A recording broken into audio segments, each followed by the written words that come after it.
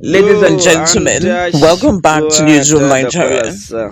Before we delve into today's explosive security breakdown, please make sure you hit that subscribe button, tap the notification bell, and share this video so more Nigerians can understand what's truly going on in the scenes. Because today, we're unpacking one of the most alarming revelations to come out of Nigeria's National Assembly in recent years.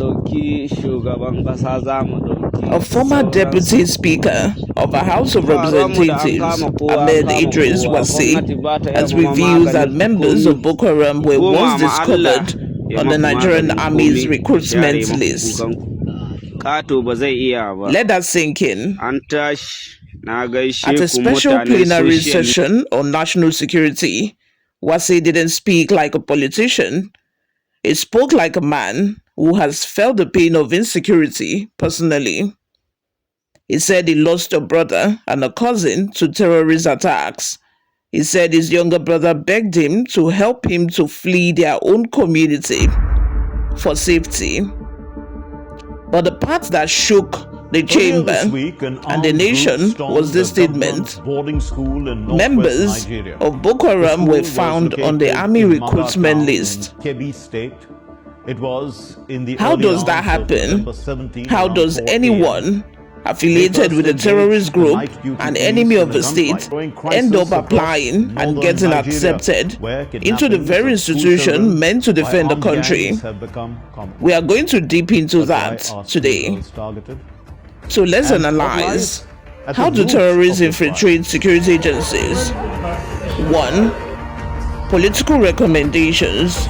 Wase himself hinted that politicians recommend candidates without background checks. It said integrity must be non-negotiable. But right now, recommendations are done anyhow. You and I know how it works. Someone brings a list, and because they belong to the right camp, the names pass. And that is vulnerability. Corruption in recruitment chain. Some people somewhere collect money to put names on the list. At that moment, you don't care if a person is a farmer, a car dealer, or a terrorist sleeper agent. Fake identities and forged documents. Boko Haram members have been caught with forged national IDs before. When systems are weak, a fake ID is enough to slip through. Internal collaborators. Let's not pretend some insiders actively work for these groups. It has happened before. Before I continue, if you're just joining us, don't forget to subscribe so you don't miss future breakdowns like this. Our children, we give them our words. Now, this revelation isn't new in Nigeria's history. We've had similar cases. Example, a security recruit linked to terror cells. In past recruitment cycles, dozens of applicants were screened out because they appeared on watch lists. That means they tried to gain access to the security sector to gather intelligence or sabotage from within. We also had a politician defending or transporting a terror suspect. Years ago, there was a high-profile incident where a politician was caught transporting a terror suspect to a religious pilgrimage destination abroad. The politician later said he didn't know the man's background. That case showed Nigerians how deep the infiltration problem runs. When people with influence unknowingly or knowingly enable dangerous individuals. Then we had fake military uniforms used in operations.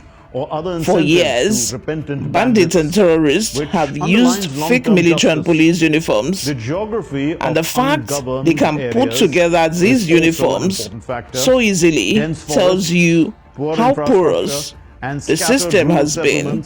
Make controlling territory difficult. Then there is the insider tip-off phenomenon. And staging ground security agencies themselves have admitted that during some operations, terrorists seemed to know when troops were The worst thing coming, is meaning somebody inside was leaking their information. operations remain profitable. So yes, When ransom what Wase negotiations said succeed, is the money they horrifying, make but encourages it's not more surprising. Wase also touched on something Nigerians whisper Impact is heavy. about, but rarely Parents see become publicly. afraid and stop sending children, especially Some girls, to people school. profit from insecurity. Education suffers. Long-term trauma When ransom grips payments communities. reportedly add up to With 5 each billion such naira every kidnapping, year, fear someone spreads. is collecting that money. Even schools don't seem to be safe anymore. Some groups allow criminals to operate in convoys. You see 20 motorcycles moving together with no fear. How? Who lets that happen? Who pays who?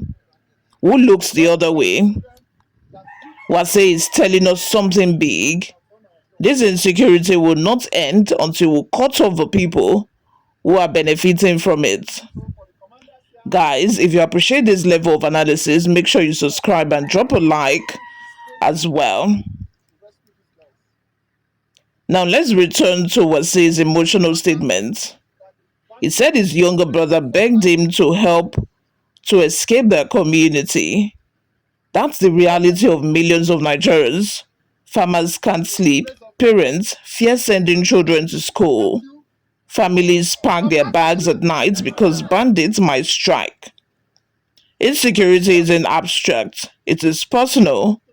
Every statistic is a human being whose life is shattered.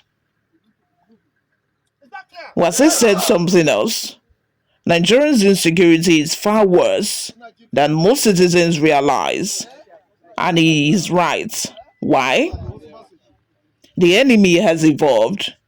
Terrorists today use drones, encrypted communication, and advanced logistics. Security agencies are overstretched. Imagine battling Boko Haram, ISWAP, bandits, kidnappers, oil thieves, and cult gangs all at once. Weak border control, with more than 1,400 illegal entry points, arms flow freely. Politicization of indigenship and citizenship.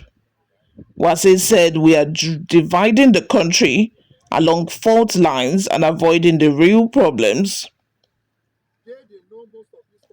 So how do we fix this? Full biometric vetting for all recruits. No more manual procedures. Independent verification teams, not politicians. If you're recommending someone, you don't get to approve your own candidate. Strict monitoring of security insiders. Polygraphs, surveillance, whistleblower channels.